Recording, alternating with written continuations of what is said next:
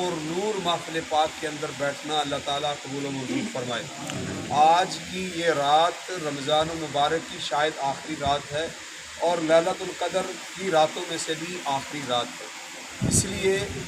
ہمیں آج کی اس رات کی ہر لحاظ سے قدر کرنی ہے۔ ہم نے اس کو رمضان المبارک کی آخری رات کے طور پر بھی دیکھنا ہے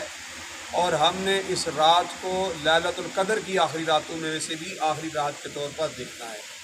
اور ہم نے اللہ تبارک و تعالیٰ کے سامنے یہ امید رکھنی ہے کہ اللہ تعالیٰ ہمیں آئندہ سال دوبارہ پوری صحت کے ساتھ اور پوری زندگی کے ساتھ اللہ تعالیٰ ہمیں دوبارہ رمضان المبارک عطا فرمائے، آمین۔ اور اسی طرح سے دوبارہ ہمیں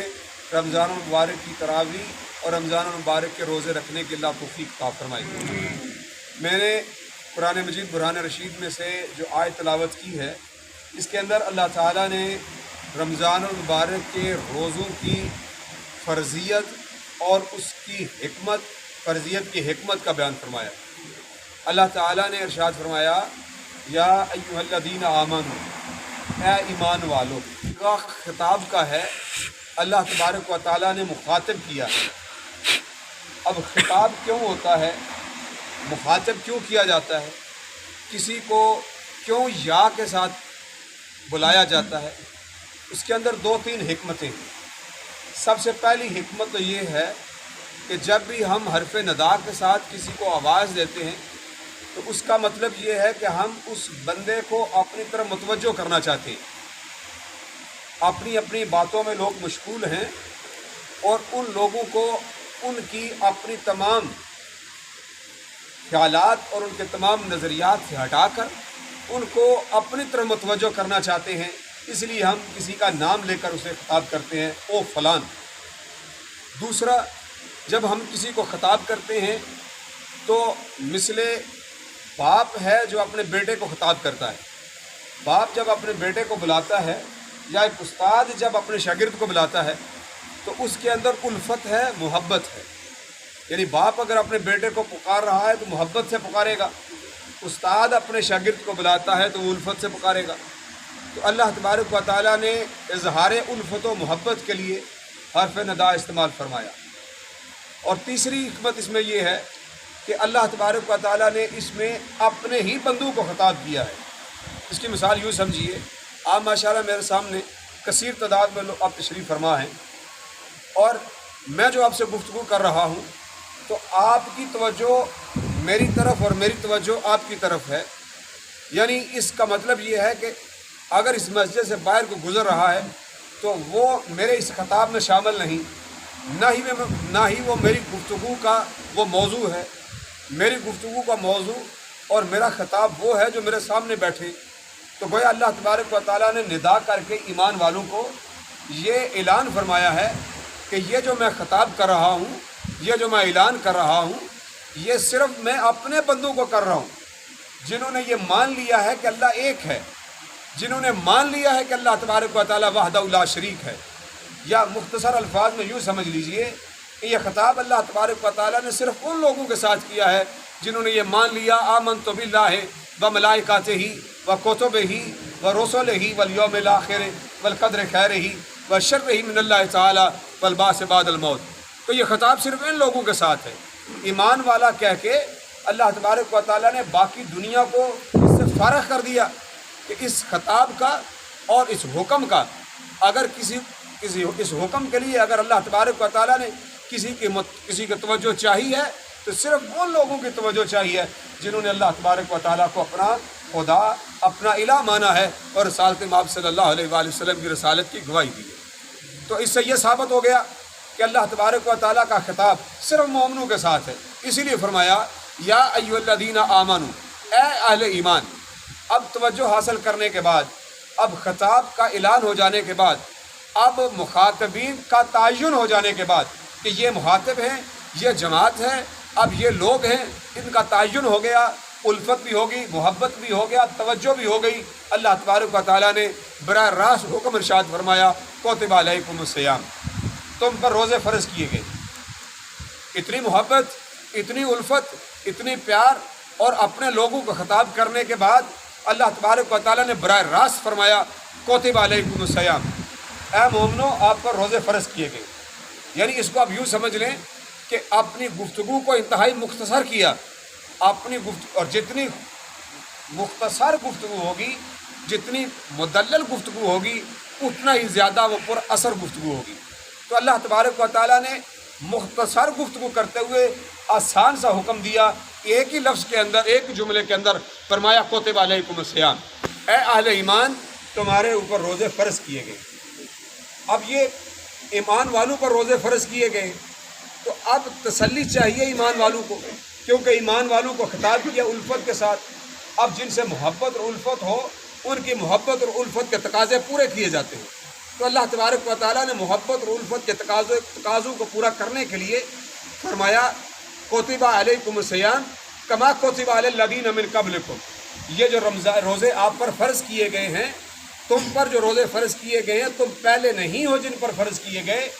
بلکہ ہم تمہیں بتا دیتے ہیں۔ الفت کا اظہار کرتے ہوئے اللہ نے فرمایا کہ یہ روزے تم سے پہلے جو امتیں گزر گئیں، ان امتوں پر بھی ہم نے یہ روزے اسی طرح سے فرض کیے تھے۔ کتب علیکم الصیام کما کتب علی الذین من قبلکم، یہ اس، آپ بلا تمثیل عرض کروں، یہ اس ایک ماہر استاد کی سی مثال ہے، ایک ماہر ٹیچر کی سی مثال ہے، جو اپنے شاگردوں کو ایک اصول دیتا ہے، ایک نظریہ دیتا ہے، ایک فارمولہ دیتا ہے، اور اس نظریے اور فارمولے کو پھر فارمولائز کرتا ہے، اس اپنے نظریے کو اور تھاٹ کو پھر ایگزامپلیفائی کرتا ہے، اور اس کے لیے ایگزامپلز لاتا ہے، مثالیں لاتا ہے۔ تو اس طرح سے اللہ تبارک و تعالیٰ نے اصول دینے کے بعد، کتب علیکم الصیام کہنے کے بعد، اس حکم کو، اس تھاٹ کو پھر ایگزامپلیفائی کیا کما کتب علی الذین من قبلکم، کہ یہ روزے تم پر جو فرض کیے ہیں، اس کی مثال تم سے پہلے جو گزر گئے لوگ، ان پر بھی ہم نے یہ روزے اسی طرح سے فرض کیے تھے۔ اب رمضان، اب انسان کی ایک حاجت ہے، انسان کوئی بھی ہو، چاہے کسی بھی علاقے یا کسی بھی خیال کا آدمی ہو، وہ کوئی بھی کام کرنے کے بعد اس کا اجر طلب کرتا ہے، اس کا معاوضہ طلب کرتا ہے۔ آپ کسی کو مزدوری پر رکھیں، وہ ٹھیکہ طلب کرے گا، کسی کو کام پر رکھیں، وہ آپ سے مزدوری طلب کرے گا، آپ کسی کو کام دیتے ہیں، وہ آپ سے اس کا معاوضہ طلب کرے گا۔ تو اب اللہ تبارک و تعالیٰ نے مومنوں کو کام دیا ہے، مومنوں پر ایک کام فرض کیا ہے کہ یہ تم نے کرنا ہے، ایمان والوں پر ایک فرضیت نازل کی ہے۔ اب فرضیت ہو جو مومنوں نے کرنا ہے، تو اب اس کے لیے معاوضہ بھی چاہیے، اس کے لیے اجر بھی چاہیے۔ تو اللہ تبارک و تعالیٰ نے رمضان المبارک، رمضان کے روزے رکھنے کے بعد رمضان کے روزوں کا اجر بھی اللہ نے ارشاد فرمایا۔ اجر کیا ہے؟ اللہ نے فرمایا لعلکم تتقون، یہ رمضان کے روزوں کا اجر ہے۔ روزے اس لیے تمہارے لیے رکھے ہیں، رمضان کے روزے اس لیے تم پر فرض کیے ہیں، لعلکم تتقون، تاکہ تم متقی اور پرہیزگار ہو جاؤ۔ اب رمضان کے روزوں کا تعلق تقویٰ کے ساتھ ہے۔ اب اگر اجر اللہ تبارک و تعالیٰ رکھتا، اگر اس جملے کو یوں بھی کہہ دیتا کہ تمہیں روزے اس لیے دیے ہیں تاکہ تم جنت میں پہنچ جاؤ، تمہیں روزے اس لیے دیے ہیں تاکہ تمہاری مغفرت ہو جائے، تمہیں روزے اس لیے فرض کیے ہیں تاکہ تمہارے اجر بلند ہو جائیں، تمہیں روزے اس لیے دیے ہیں تاکہ تمہارے گناہ معاف ہو جائیں، یہ سارے کے سارے جملے ٹھیک ہیں، لیکن اللہ تبارک و تعالیٰ نے ان تمام میں سے صرف ایک جملے کا انتخاب کیا ہے اور فرمایا لعلکم تتقون۔ اجر نہیں بتایا، جنت نہیں کہا، مغفرت نہیں کہا، بخشش نہیں کہا، بلکہ کہا لعلکم تتقون، تاکہ تم متقی ہو جاؤ۔ تو اب تقویٰ کیوں کہا؟ اب تقویٰ وہ بنیاد ہے جو ہر عبادت کے اندر آپ کو نظر آئے گا۔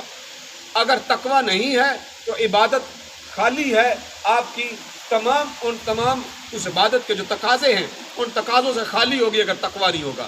تو اس لیے اللہ تبارک و تعالیٰ نے تقویٰ اللہ تعالیٰ نے عطا فرمایا کہ رمضان کے روزے اس لیے تمہارے لیے ہیں تاکہ تمہیں تقویٰ حاصل ہو۔ اب اگر آپ کو یہ بات سمجھ آئی ہے تو یوں سمجھ لیں کہ روزہ اور تقویٰ یہ دونوں آپس میں لازم و ملزوم ہیں، دونوں کی تناسب راست ہے ایک دوسرے کے ساتھ، یعنی ایک ہوگا تو دوسرا ہوگا، ایک بڑھے گا تو دوسرا بھی بڑھے گا، ایک کم ہوگا تو دوسرا بھی کم ہوگا، دونوں لازم و ملزوم بھی ہیں، دونوں کی تناسب راست ہے اس کے اندر۔ یعنی اگر روزہ رکھے گا آدمی تو اس کا تقویٰ بڑھے گا، اگر روزہ نہیں رکھے گا تو تقویٰ نہیں بڑھے گا۔ تو دونوں روزے اور تقوی کا آپس میں یہ تناسب راست کا تعلق ہے۔ تو اس میں کہنا کیا چاہ رہا ہوں، اصل میں بتانا یہ چاہ رہا ہوں کہ اگر آج ہم نے 29 روزے رکھ لیے یا رمضان المبارک کی آخری رات ہمارے پاس ہے، اور یہ جن احباب نے روزے رکھے اور اہتمام کیا رمضان مبارک کا، اگر رمضان کے روزے رکھنے کے بعد اگر ہم میں معیار تقویٰ نہیں آیا، اگر ہم تقوی کا معیار حاصل نہیں کر پائے، تو اس کا مطلب یہ ہے کہ ہم نے رمضان المبارک کے روزوں کا تقاضا پورا نہیں کیا۔ جو رمضان المبارک کا روزہ ہم سے ڈیمانڈ کر رہا تھا وہ ہم نے پورا نہیں کیا۔ اگر رمضان کا روزہ رکھنے کے بعد، رمضان المبارک کے 30 روزے رکھنے کے بعد، تراویح پڑھنے کے بعد، 5 وقتہ نماز باجماعت پڑھنے کے بعد اگر ہم باقی پورا سال نماز باجماعت نہیں پڑھ سکے، تو اس کا مطلب یہ ہے کہ ہم نے رمضان کے روزے کے تقاضے پورے نہیں کیے۔ اگر ہم نے رمضان المبارک میں قرآن پڑھنا سیکھا ہے، پورے 11 مہینے میں قرآن نہیں کھولا، تو اس کا مطلب یہ ہے کہ ہم نے رمضان المبارک کے روزے کا تقاضا پورا نہیں کیا۔ اگر ہم نے رمضان المبارک میں غیبت سے بچے ہیں، اگر ہم دشنام ترازی سے بچے ہیں، اگر ہم سب و شتم سے بچے ہیں، اگر ہم رمضان المبارک میں گالم گلوچ سے بچے ہیں، اور اسی طرح سے پورا سال اگر اپنے آپ کو بچایا، تو پھر ہم کہیں گے لا اللہ تتقون، ہم نے تقوی کا معیار سمجھ لیا ہے اور تقوی کے معیار پر پورے اتر گئے۔ اور یہ رات یہ مطالبہ کر رہی ہے، رمضان المبارک کی آخری رات یہ ہم سے مطالبہ کرتی ہے کہ جس طریقے سے تم نے رمضان المبارک کو گزارا ہے،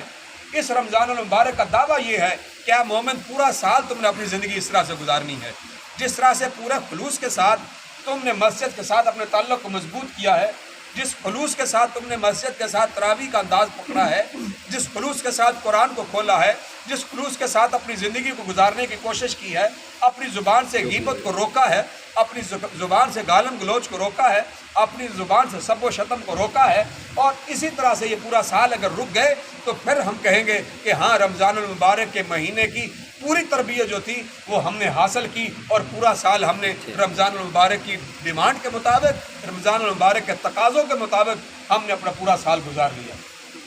میں یہ صرف آخر پر یہ عرض کرنا چاہتا ہوں کہ آج ہم نے جو رمضان المبارک کا آخری رات کے طور پر اپنے آپ کو پیش کیا ہے، رمضان المبارک کو ہم الوداع کہہ رہے ہیں یا نماز تراویح کو الوداع کہہ رہے ہیں، تو اس کا مطلب کیا ہے؟ اس کا مطلب اور مقصد یہ نہیں ہے کہ ہم نے اس کو ختم کر دیا، اس کا مطلب یہ نہیں ہے کہ ہم نے اس کو ختم کر دیا، بلکہ اس کا مطلب یہ ہے کہ ہم اعلان کریں، اس کا مطلب یہ ہے کہ ہم توقع رکھیں کہ اللہ تبارک و تعالیٰ اگلا سال پھر ہمیں اسی طرح سے عطا فرمائے۔ یہ جو رحمتیں ہمارے پاس تھی، یہ جو بخششیں ہمارے پاس تھی، یہ جہنم سے آزادی کے جو پروانے ہمارے پاس تھے، جس میں ہم ایک ایک عمل کر رہے تھے، اور اس ایک عمل کا اجر ہمیں، ایک نفل کا اجر ہمیں فرض کی صورت میں مل رہا تھا، اور فرض کا اجر ہمیں 70 فرضوں کی صورت میں مل رہا تھا۔ سبحان اللہ کہنے کا اجر 1,00,000 درجے کا مل رہا تھا، اور کوئی نیکی ایسی نہیں تھی رمضان المبارک میں جو ہم سے ضائع ہو رہی تھی۔ اور جس مہینے کے اندر شیطان باندھ دیا گیا تھا، جس مہینے کے اندر جہنم کے دروازے بند کر دیے گئے تھے، جس مہینے کے اندر جنت کے دروازے کھول دیے گئے تھے، اور یہ اتنی رحمتوں اور برکتوں والا مہینہ ہمارے پاس تھا، تو یقینی بات ہے کہ اس کے جانے کا ہمیں دکھ ہونا چاہیے، اس کے جانے کا ہمیں غم ہونا چاہیے کہ جس مہینے کے اندر رحمتیں بکھر رہی ہوں، جس مہینے کے اندر اللہ کی برکتیں نازل ہو رہی ہوں، جس مہینے میں اللہ کا فضل نازل ہو رہا ہو، جس مہینے میں شیطان کو باندھ دیا گیا ہو، جس مہینے میں جہنم کے دروازے بند کر دیے گئے ہوں، جس مہینے میں جنت کے دروازے کھول دیے گئے ہوں، تو وہ بابرکت مہینہ جب ہم سے گزر رہا ہے، ہم سے جا رہا ہے، تو یقینی بات ہمیں اس کے جانے کا دکھ اور غم ضرور ہونا چاہیے، لیکن اس دکھ اور غم کے اندر ہمیں یہ امید رکھنی چاہیے کہ اللہ تبارک و تعالیٰ آمدہ سال ہمیں دوبارہ یہ مہینہ عطا فرمائے گا، اور جو آج ہم نہیں کر سکے، آج کے رمضان میں، اس رمضان میں جو ہم نہیں تلاوت کر سکے، جو قرآن تلاوت کرنا چاہتا تھا نہیں کر سکا، جو قرآن کو 2 مرتبہ پڑھنا چاہتا تھا، ہر ہفتے میں پڑھنا چاہتا تھا، روزانہ پڑھنا چاہتا تھا، نہیں پڑھ سکا، ہم امید کریں کہ اللہ تبارک و تعالیٰ آئندہ سال ہمیں یہ دوبارہ عطا فرمائے۔ اور جن لوگ، اور یہ دعا بھی آج ہم نے کرنی ہے کہ جن لوگوں کو اللہ تعالیٰ نے توفیق عطا نہیں فرمائی، ان کی بیماری کی وجہ سے، ان کی کم عقلی کی وجہ سے، ان کی کم علمی کی وجہ سے، دین سے دوری کی وجہ سے، جو رمضان المبارک کے فیوز و برکات حاصل نہیں کر سکے، وہ مومن ہیں، ہمارے بھائی ہیں، گناہ گار ہیں، ان تک دین کا پیغام صحیح تک نہیں پہنچا، وہ دین کے پیغام کو سمجھے نہیں ہیں، وہ رمضان المبارک کی برکات کو سمجھے نہیں ہیں، ہم نے ان لوگوں کے لیے بھی دعا کرنی ہے تاکہ آئندہ سال وہ اس زندگی کے رمضان المبارک کو ضائع نہ کریں اور اپنی عبادات کے دنوں کو ضائع نہ کریں۔ اللہ تبارک و تعالیٰ سے دعا ہے کہ ہماری اس گفتگو کو، ہماری آج کی اس محفل پاک کو اللہ تبارک و تعالیٰ اپنی بارگاہ عالیہ میں شرف قبولیت عطا فرمائے۔